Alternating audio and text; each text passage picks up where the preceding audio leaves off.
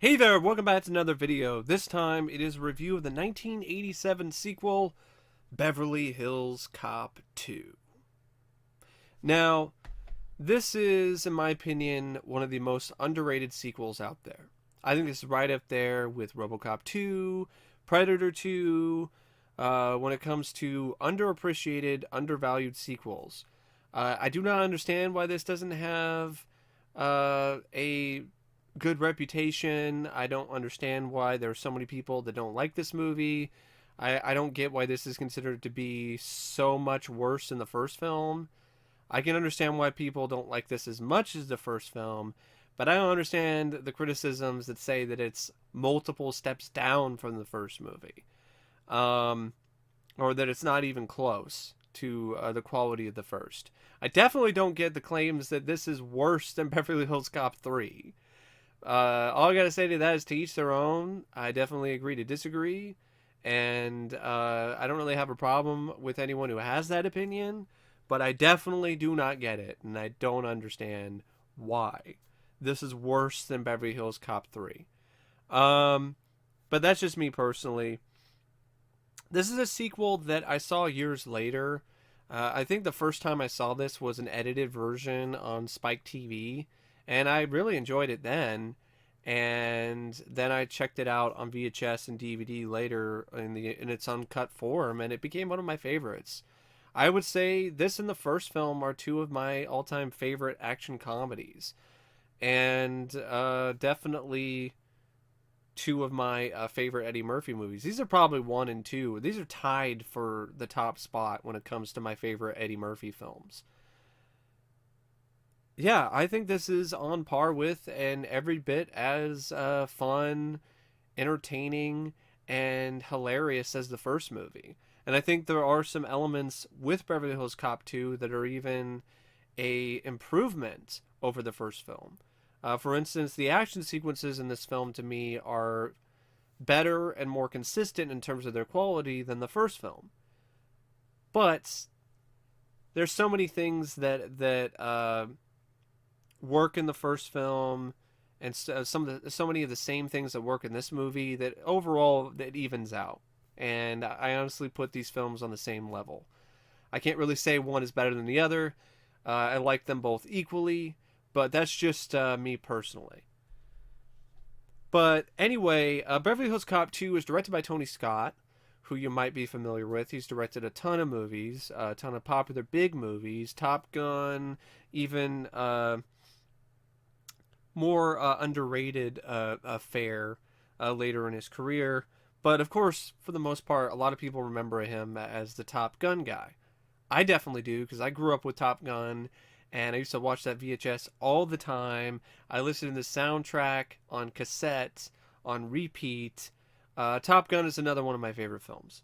And Don Simpson and Jerry Bruckheimer saw what he did with that film, saw how great of a job he did directing it, and I thought he was just the perfect guy for directing this highly anticipated sequel to Beverly Hills Cop, because Beverly Hills Cop was one of the biggest hits of the time.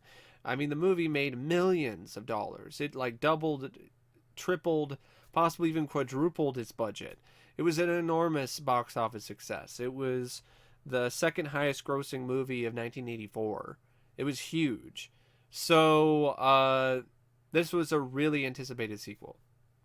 And so they got Tony Scott fresh off of Top Gun, and it was a great choice because his slick sense of style and directing really did lend itself perfectly to this franchise. I thought it fit really well because Axel Foley in this is a little bit slicker. He's got more of a sense of style about him. He's doing the whole undercover thing where he's trying to be more of a slick businessman in terms of his appearance, or more like a slick crook, really is the best way to put it. But he's got these fancy suits and these watches and all of that, and he's definitely got more of a sense of style on this, and it fits that Tony Scott, who in my opinion is one of the kings of style when it comes to directing, did the movie, and he did a great job.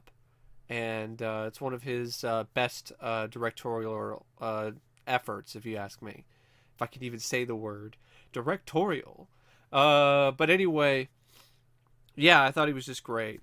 I've always liked Tony Scott, not just because of Top Gun. I mean, he's done a lot of other really great films, and has a lot of great bits of directing under his belt. He did an equally as impressive job capturing Eddie's infectious uh, electricity on screen and his comedic charisma, as well as anyone else in the cast.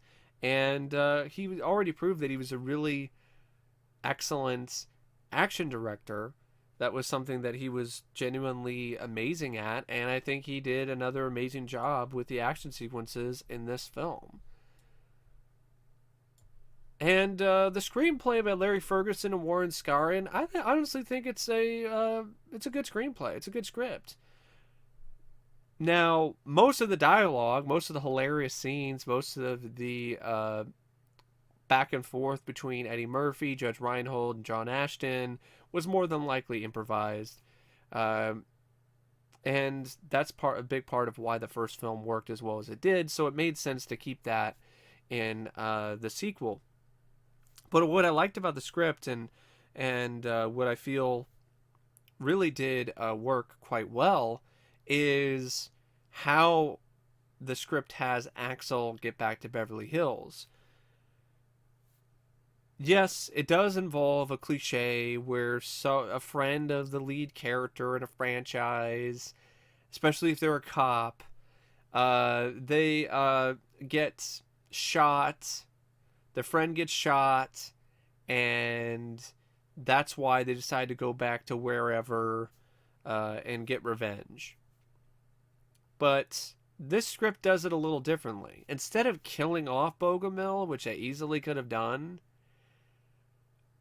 they decided to let him live. And for that, I got to give it a lot of credit. They just had him in critical condition for a good chunk of the movie, and then by the end of the film, he made it out fine. He was alive and he even got a promotion. And I really like that aspect of this script. I think it's something I think is overlooked by a lot of people because it's not mentioned that much, and I think it should be mentioned more because it's not a typical thing in this kind of film and this kind of franchise. Most of the time, it's just a lazy, uninspired bang. Your friend's dead. Go back to Beverly Hills, and that's really not what happened here, and I really appreciate that.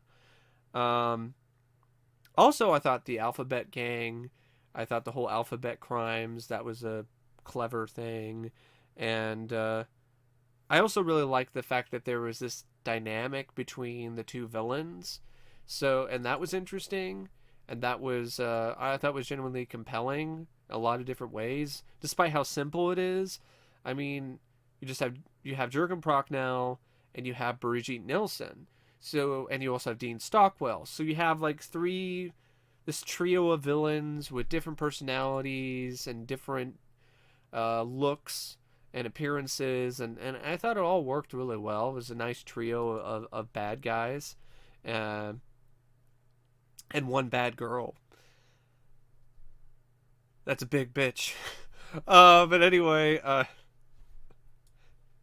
I'm really glad that they went with the sequel instead of a TV series, because initially, apparently, that was the plan by Paramount, because the first film was such a big hit, and stuff like Miami Vice was huge. I don't know if Miami Vice. Yeah, by the time this was going to be in production, by the time they were thinking about making the sequel, Miami Vice was on the air, and it was a really big show, and there were other cop shows that were really big, and Eddie Murphy was huge on SNL, so they thought like, oh, we'll just do a cop show like Miami Vice, but with Eddie Murphy, and it would be huge. And Eddie was like, I don't want to go back to TV, and he had a point. Like, why would he want to go back to TV? So he was like, no, I'm not doing that. And so Paramount quickly shifted gears and started to work on a film sequel instead of a TV series.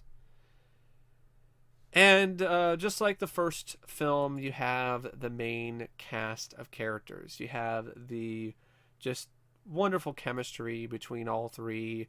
Eddie Murphy, John Ashton, Judge Reinhold, Taggart, Rosewood, and Axel Foley. Perfect matches. They're just great. I mean, I just love watching these three bicker with one another, kick some ass with one another. You know, I just love watching these three work, and it's one of the best trios in my opinion out there. Is these three guys, and they carry the film once again, and like they did before, they run away with it. But the villains were good too. Jürgen Prochnow had a certain intensity about him that I really liked. He was always an actor that really pulled off that intensity quite well. Like he was genuinely intimidating. I don't even know if there was even a role that I could think of where he played anything other than some intimidating figure. Uh, I don't remember him doing any comedies. I don't remember him playing a nice guy. I don't know if I could buy him playing a nice guy. But I'd definitely be curious to see him try to pull that off. But yeah, he always had this mysterious presence about him, and I felt that that was definitely at play here. Brigitte Nielsen was tall, gorgeous, and captivating in this movie. Not a lot of lines of dialogue, wasn't necessary. She was literal eye candy, and I think that was really what the point of the character was, and she pulled that off really well. Ronny Cox was also solid as Bogomil. It was nice to see him have a little bit more to do. Nice to see him try to solve something on his own before he got shot, and then Eddie got involved with his crew to try to figure out what happened. And there's a lot of other, fun cameos and fun appearances. Paul Reiser comes back as Jeffrey. Gilbert Gottfried has a bit role as, I think it's an accountant named Sidney Bernstein. And, of course, you have Gilbert Hill, who reprises his role as Inspector Todd. And the back and forth between Todd and Axel is just, it's gold. It was gold in the first movie, and it's gold in this one. Uh, and I'm wondering, but I do wonder what happened to the the character in the first film. What went on with the actress, the female co-star in the first movie, played by Lisa Ellebacher. Like, I'm wondering what happened to her character. Like, it seemed like she just disappeared, unless I missed a line of dialogue. And there's, just like the first film, which I didn't mention, this has a early role by a fairly famous comedian, someone who will go on to have a decent career, and that's Chris Rock. Chris Rock is the valet at the Playboy Mansion in this, and just like Damon Wayans was the essentially a fruit technician, the fruit guy, who was manning the fruit station at the hotel, and he's the one that gave Eddie the bananas.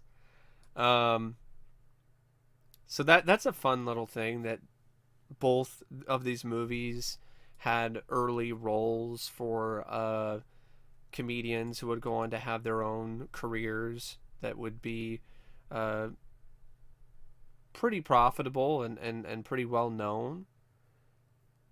And speaking of the Playboy Mansion, you also have Hugh Hefner, who plays himself in the film, in a really just it's such a sequence of excess, but you gotta love it. I mean, all these just beautiful babes, and Hugh Hefner, and a fun scene where Eddie finds his way into the Playboy Mansion, and you got this great song called "Hold On." I think it's called "Hold On." Yeah, it's called "Hold On" by Cat Bill. And for some reason, the original version of this wasn't on the soundtrack. It was a cover by Corey Hart, and it's massively inferior to the original. But thankfully, the original artist did upload the song on the internet a few years ago, so fans were able to get a hold of it, and good thing too, because it's a really fun 80s pop track. Speaking of 80s pop tracks, this isn't as good of a soundtrack as the first movie, uh, other than Hold On, which isn't even actually on the soundtrack. There's like one or two other songs that I don't mind, but there's a lot of other stuff I'm not super big on. Even the song by the Pointer Sisters, but it's got one standout classic, and that is "Shakedown" by Bob Seger.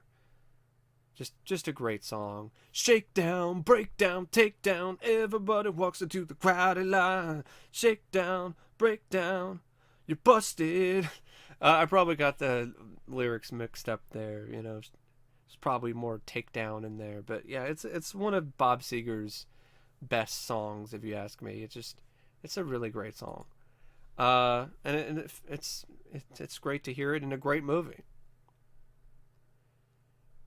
The score by Harold Faltermeyer, it's also right up there with some of his best. Of course, you have the Axel F theme, but there's also a few tweaks in here and a few tweaks there to make it sound a little bit different than the first, but not in a way where it's unrecognizable. And then there's the other bits of techno and synth that he would become well known for that really do add a lot of tension to certain sequences, in particular the robbery sequence at the track. I really like Faltermeyer's bit of music there. And the cinematography by Jeffrey L. Kimball really does capture the gorgeous locale that is Beverly Hills. And the editing by Chris Levinson, Michael Tronick, and Billy Weber, I thought it was excellent. It's just as tight and taut of a film in terms of the editing as the first movie. And for a film that has, I think it's even shorter than the first movie, it's 103 minutes. It's a breakneck pace. This is one of those movies that goes by at a breakneck pace. It's a laugh a minute. And then when you have the action sequences, they're thrilling and they're exciting and they're well shot and they're well choreographed, and the plot is intriguing enough and has enough twists and turns to keep you invested throughout. It's just one of those sequels that carries over the same elements that made the first film such a timeless classic, while adding its own elements to the franchise that aren't necessarily unique, but they're different enough to give it a fresh new look and feel. And it doesn't feel, it doesn't, this sequel to me isn't stock, it's not standard, it doesn't feel like a lazy sequel, it doesn't seem like it's uninspired in any way. And that's something about it that I think it just does not get enough credit for. A lot of people just say it's just the same thing. It's just this, it's a typical paint by numbers sequel, and I really don't see this movie being that. I think there's enough differences here and there with the plot and with how things unfold that it isn't just a carbon copy of the first film. And even if it does copy elements from the first movie, is that a bad thing? The first film is one of the best films of its type. Is it really a bad thing to copy the same formula with the same cast? I don't think it is. I really don't. So, despite the mixed reception that it got, it was a hit. It cost over $20 million. It made $300 million in the box office. So it was still one of the bigger films in 1987. And it still does have a pretty decent fan base. I know I'm not alone. A really good friend of mine, he really loves this movie. And I know there's other people who are big fans of this film. And so it's one of those sequels that it does have its fans, but so does Predator 2. So does RoboCop 2. And to me, those films are unfairly maligned, and I feel the exact same way about Beverly Hills Cop II. I think it's every bit as funny as the first, and I think it's every bit as entertaining as the first movie. It's just a really fun time at the movies watching this, as well as the first movie. Two of the most entertaining, fun action comedies out there. And I don't really know what to say about Beverly Hills Cop 2, except just a little bit of a rant on the Blu-ray set, which doesn't port over any of the features from this DVD. That's the reason why I still have this DVD, because this has new cast and crew interviews, which were new at the time, but they're okay, but they're missing some of the main stars. Original behind-the-scenes featurettes, a deleted scene, which I'm honestly fine with being cut out of the movie. It doesn't really add a whole lot. It's a scene that has Taggart, Foley, and Rosewood, and they're trying to break into I think the country club or something, the gun club or whatever it is, and they break in through a window, and then they're trying to tiptoe through these lasers, and it just goes on way too long, and I can understand why they cut that out.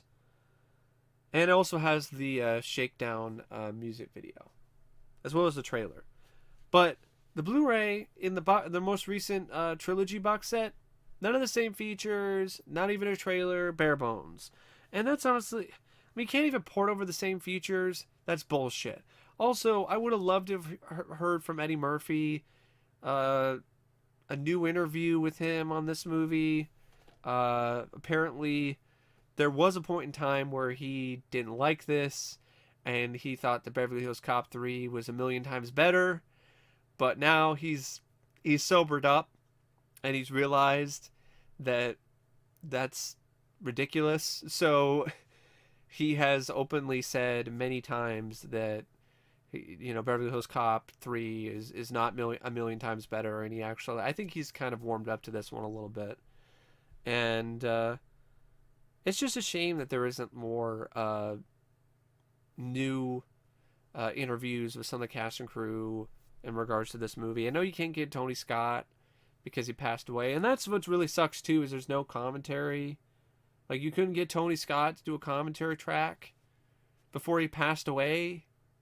It's not like the movie was a flop. So it's just, I don't understand the reputation this film has. It's something that's always been a mystery to me. I can kind of get the reputation that another sequel that Eddie was in got, like Another 48 Hours. I do like that movie, but I can kind of get why some people have that, like, well, it's not really the same as the first. It's a step down. But I don't really get that with this movie. I don't. But,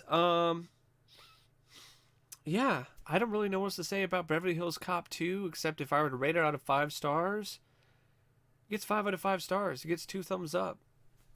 So anyway, thank you for watching my review of Beverly Hills Cop 2. And as always, I'll see you later. See ya.